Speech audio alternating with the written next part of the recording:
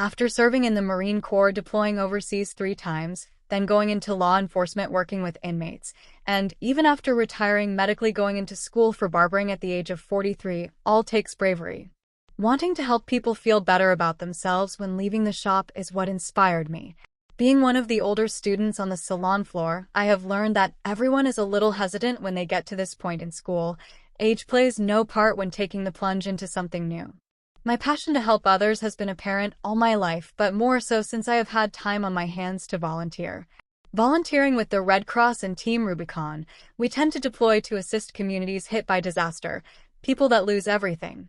On one of my disaster recovery deployments, I realized how much these people that have been torn from their homes, businesses, and even loved ones could find it in them to smile and try to take care of themselves while displaced in a Red Cross shelter or hotel.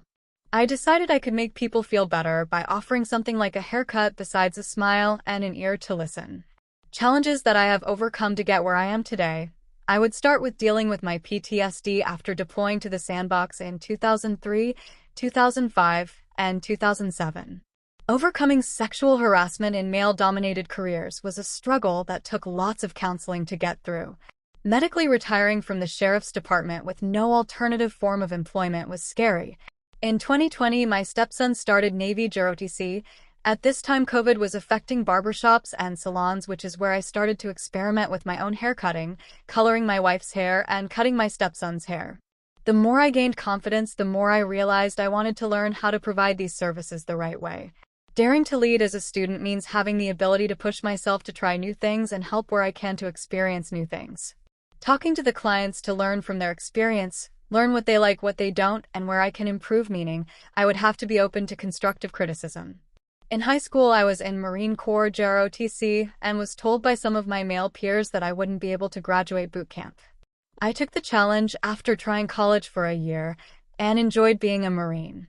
I also always wanted to be in law enforcement, which was a great segue from the military into the civilian sector without needing a degree. Once I was on my way with my law enforcement career, I was now in the business of helping others and was enjoying myself very much. After going into retirement, I realized I could help others by joining Red Cross as well as Team Rubicon. In realizing I still had plenty of time at home when not assisting with disaster recovery, I finally decided I had time to do something creative and artistic.